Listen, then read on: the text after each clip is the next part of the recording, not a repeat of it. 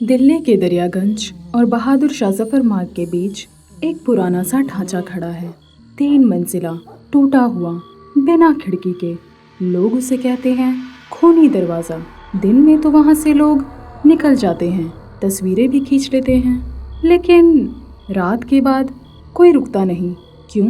क्योंकि वहाँ दीवारें सांस लेती हैं। मेरा नाम आकृति है। मैं रेडियो के लिए सच्ची घटनाओं पर कार्यक्रम बनाती थी। मुझे डरावनी जगहों पर जाकर रिकॉर्डिंग करने का बहुत शौक था। मुझे लगता था डर सिर्फ दिमाग में होता है। एक रात मैंने तय किया, आज आधी रात के बाद मैं खूनी दरवाजे के अंदर रिकॉर्डिंग करूंगी। रात के करीब 12 बजे। सड़क खाली, पीली स्ट्रीट लाइट झपक रही थी। मैंने रिकॉर्डर चालू किया। मैं अभी खूनी दरवाजे के सामने खड़ी हूँ। मेरी आवाज़ सामान्य थी अभी तक। जैसे ही मैंने अंदर कदम रखा, तापमान गिर गया। सच में मेरी सांस से भाप निकल रही थी। दिल्ली की गर्म रात में भाप। दीवारें नम थी, प्लास्टर उखड़ा हुआ। मैंने ऊपर देखा, तीसरी मंजिल अंधेरे में डूबी थी। तभी मैंने तुरंत पीछे देखा, कोई नहीं। रिकॉर्डर में हल्की खड़खड़ाहट आई। मैं सीढ़ियाँ चढ़ने लगी।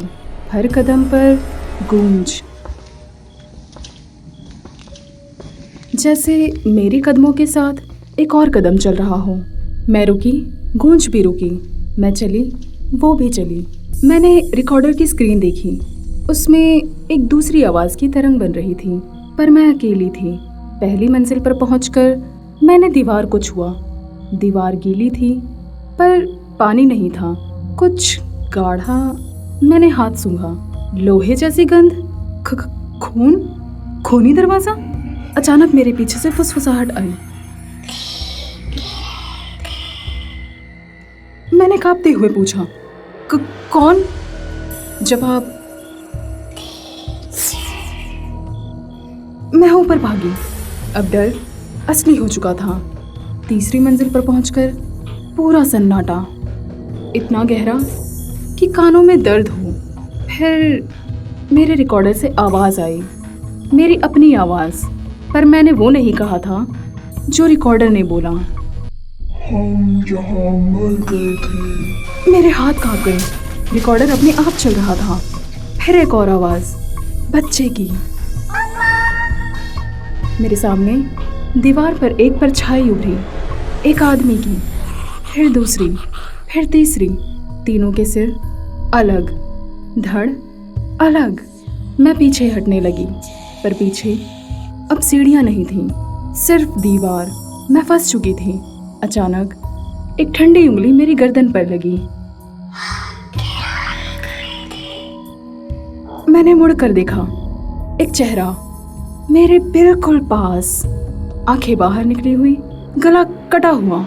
उसने कहा, मेरे पैर अपने आप चलने लगे।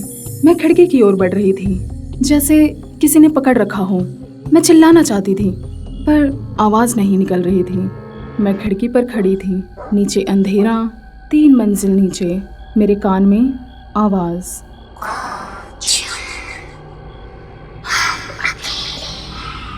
मेरे पैरों की उंगलियां किनारे से बाहर थीं। मैं रो पड़ी, मुझे जाने दो। तभी मेरे रिकॉर्डर से तेज़ आवाज़ आई, जैसे किसी ने उसे पटक दिया हो। एक झटका लगा। मैं पीछे गिरी, सिर फर्श से टकराया। सब काला। मैंने आँख खोली। सुबह थी, सड़क पर लोग थे। मैं नीचे पड़ी थी। तीसरी मंजिल से गिरी नहीं, पर सीढ़ियों के पास मेरा रिकॉर्डर टूटा हुआ था। मैंने उसे चालू किया। उसमें आखिरी आवाज़ रिकॉर्डेड थी, मेरी नहीं, 3 अलग आवाज़ें। मैंने रिकॉर्डर फेंक दिया। उस रात के बाद मैंने रेडियो छोड़ दिया। मैंने उस रिकॉर्डिंग को कभी प्रसारित नहीं किया। पर डर यहाँ ख़त्म नहीं हुआ। हर रात 12 बजे के करीब मेरा फ़ोन बजता है। नंबर नहीं आता, बस सन्नाटा। फिर और लाइन कट जाती है। कल रात पहली बार 3 की जगह 4, और मुझे एहसास हुआ खूनी दरवाज़ा अब भी खाली नहीं है। उसे एक और चाहिए। दिल्ली दिन में जितनी जिंदा लगती है, रात में उतनी ही खामोश हो जाती है। लोग कुतुब मीनार देखने जाते हैं, मेहरोली पार्क में तस्वीरें खिंचवाते हैं, पर उसी पार्क के अंदर एक ऐसी जगह है जहाँ सूरज ढलते ही हवा भी रुक जाती है। जमाली कमाली का मकबरा। मैं ये कहानी किसी अफवाह की तरह नहीं सुना रही, ये मेरे साथ हुआ था। मेरा नाम सोनिया है।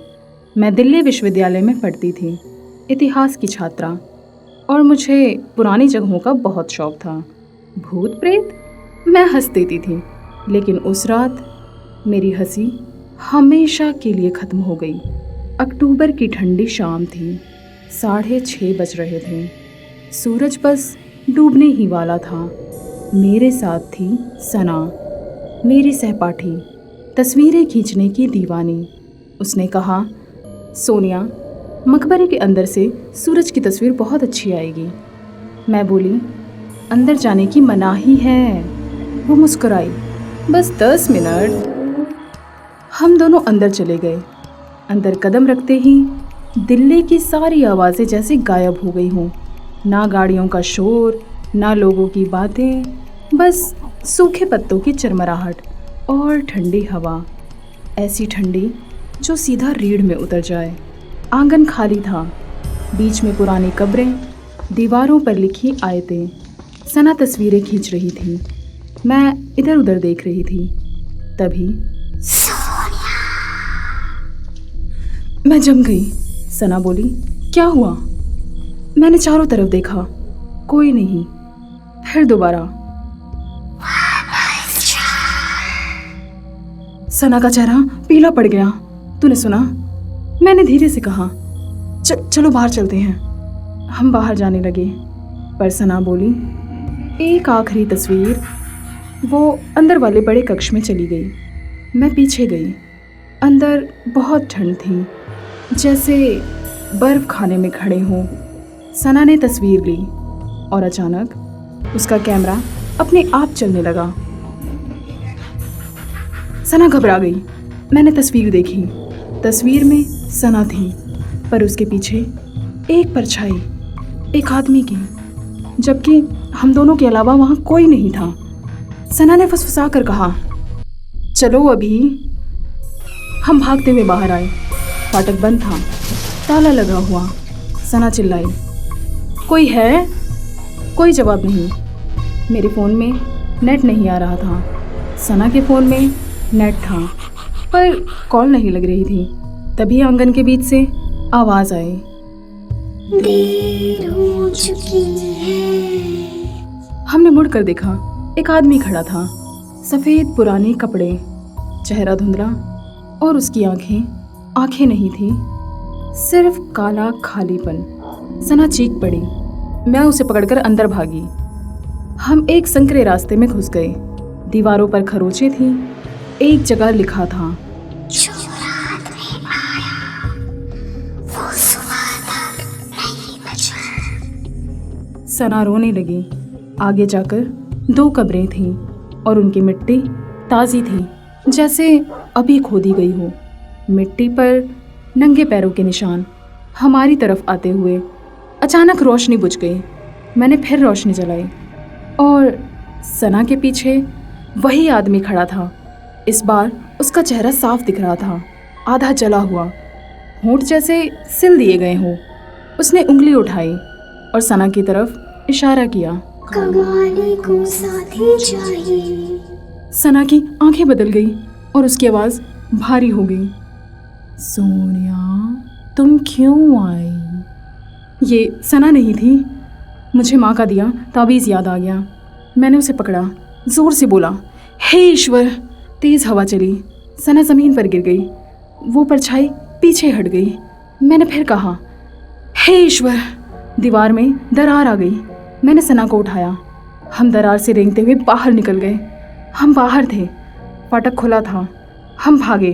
बाहर चौकीदार मिला। मैंने कहा, ताला क्यों लगाया? वो बोला, बहन जी, पार्क तो 5 बजे बंद हो जाता है। मैं बोली, हम अंदर ही थे। वो धीरे से बोला, फाटक में ताला लगता ही नहीं, पर कभी कभी खुद बंद हो जाता है। सना ने मेरा हाथ पकड़ा।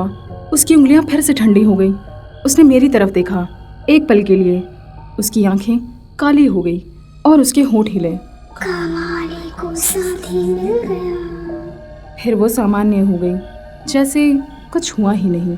उस रात के बाद मैं कभी वहाँ नहीं गई, और आज भी जब रात को सना का फ़ोन आता है मैं उठाती नहीं, क्योंकि जब एक बार फ़ोन उठाया था तो उधर से सना की आवाज़ नहीं आई थी, बस एक धीमी फुसफुसाहट। सोनिया, वापस आ जाओ। और लाइन कट गई।